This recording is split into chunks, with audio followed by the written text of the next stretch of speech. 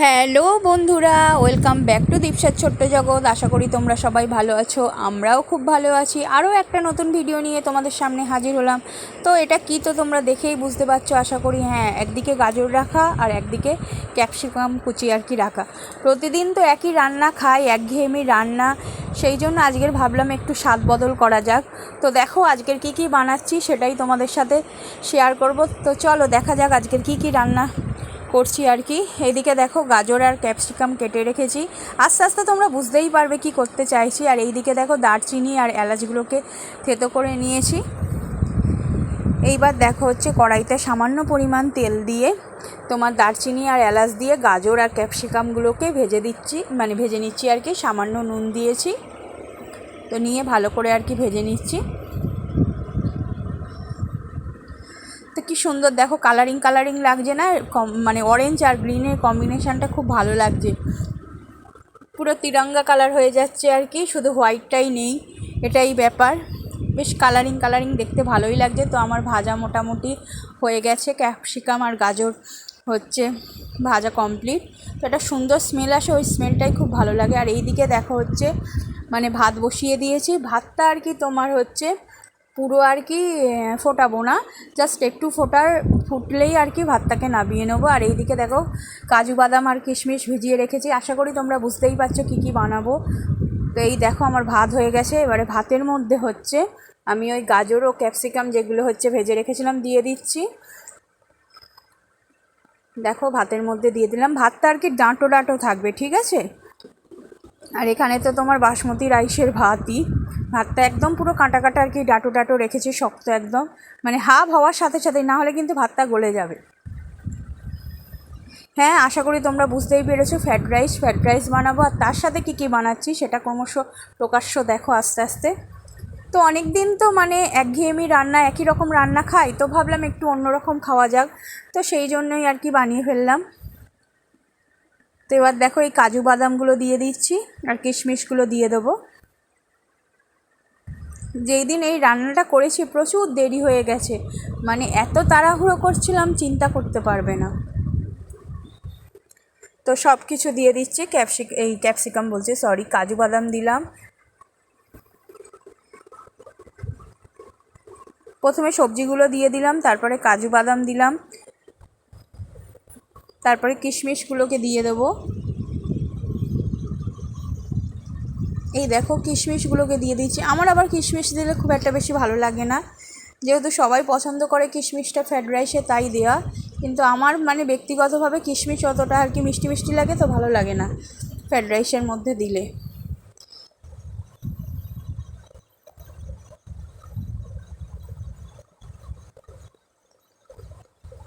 তো ফ্রায়েড রাইসের সাথে কী কী বানিয়েছি সেটাও তোমাদের সাথে শেয়ার করব। ভালো করে আর কি এগুলো দিয়ে একটু নাড়িয়ে নিচ্ছি। এরপর দেখো নুন দিচ্ছি পরিমাণ মতো, যতটা লাগবে নুন দিয়ে দিলাম। যে যা স্বাদ মতো যে যেরম আর কি নুন খাবে মিষ্টি খাবে সেটা নিজেদের আর কি আইডিয়াতে দেওয়া।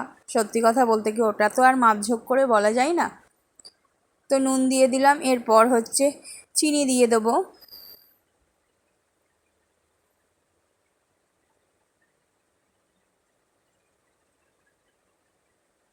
নুন দেওয়ার পরে আর কি এই দেখো চিনি দিয়ে দিচ্ছি। আমার একটু মিষ্টি ফ্রায়েড রাইস খেতে ভালো লাগে, তো এই জন্য আমি একটু চিনিটা বেশিই দিই। যদি কারোর হচ্ছে বেশি মিষ্টি ভালো না লাগে তো চিনিটা কম দেবে, এটা বলার কিছু নেই।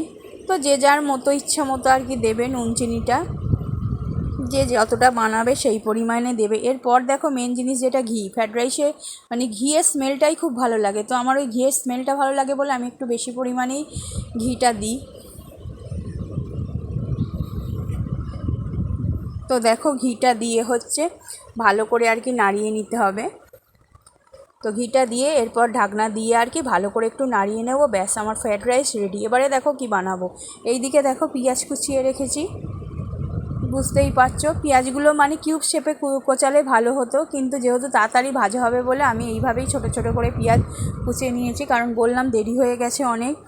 আর এই দিকে দেখো হচ্ছে এইগুলো হচ্ছে তোমার বোনলেস আর কি ভেটকি মাছ, আর কি বোনলেস বলছি, ভেটকি মাছে তো মানে কাঁটা থাকেই না। তো বোনলেস একদম ভেটকি মাছ আর কি এনেছিল এগুলো পাতুরি করার জন্য, কিন্তু পাতুরি করার সময় নেই বলে বললাম হচ্ছে মানে চিলি চিকেন না, চিলি ফিশ বানাবার। এই দেখে দেখো চিকেন ম্যারিনেট করে রাখা আছে। এইগুলো হচ্ছে ভেটকি মাছের আর কি ফিলেগুলোকে ছোট ছোট করে আর কি কেটে হচ্ছে তোমার tomato sauce, soya sauce, vinegar আর হচ্ছে চিলি সস সব কিছু মাখিয়ে রেখেছি। আর আদা আর রসুন একটুকুনি হচ্ছে গ্রেট করে নিয়ে মাখিয়ে নিয়েছি। চিলি চিকেনেও তাই সেমই মাখিয়ে নিয়েছি, মেখে হচ্ছে 1 ঘন্টার মতো রেখে দিয়েছি। তারপরে দেখো 1 ঘন্টা পরে হচ্ছে বের করেছি, জল বেরিয়েছে দেখো।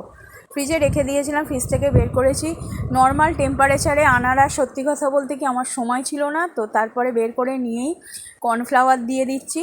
আর কর্নফ্লাওয়ারের সাথে ডিম, জানোই তো, ডিম দিয়ে আর হচ্ছে লবণ দিয়ে দিচ্ছি, লবণ পরিমাণ মতো দিয়ে ভালো করে আর কি তোমার মাংস আর মাছটাকে মাখিয়ে নেবে। এইটা দেখো হচ্ছে ভেটকি মাছের পিস, আর ওই দিকে হচ্ছে ওটা হচ্ছে বোনলেস চিকেন।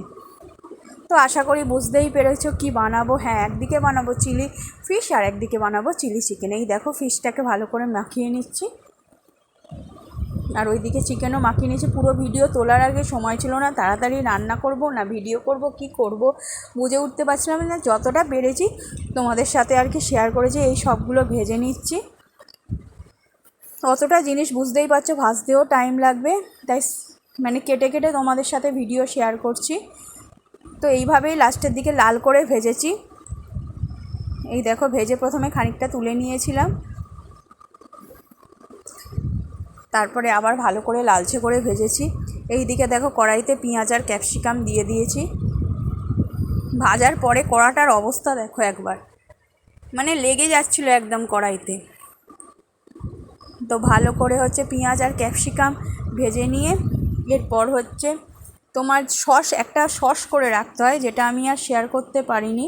তোমার ওই টমেটো সস, চিলি সস আর সোয়া সস দিয়ে একটা সস তৈরি করে এতে ঢেলে দিয়ে তোমার আর কি জল দিয়ে সামান্য পরিমাণ ওই ভাজা মানে পকোড়া টাইপের ওইগুলো দিলেই একটু মানে হচ্ছে ফোটালেই ব্যাস রেডি আমার fried rice, chilli fish, chilli chicken. Thank you so much আমার সাথে এতক্ষণ থাকার জন্য, এইভাবে সাপোর্ট করার জন্য। চ্যানেলটাকে অবশ্যই সাবস্ক্রাইব করে দিও।